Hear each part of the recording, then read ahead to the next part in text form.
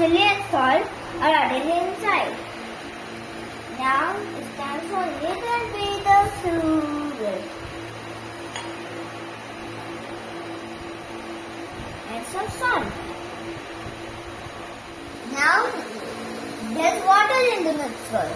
Now let's add 2 garlic.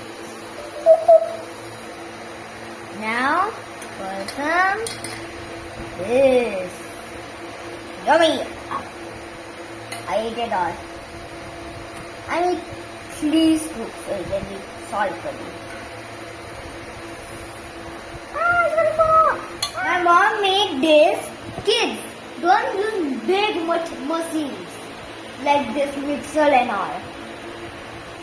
Now, let's get this. Yum yum. Let's eat some already. Come on, help me. Now, let's put this thing inside. First, I will let you know. And then,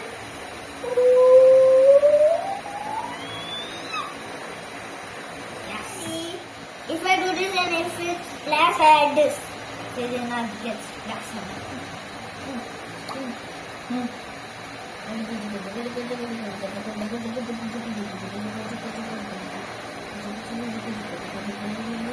If you watch this channel, please share this video and other videos to 3 of your best friends.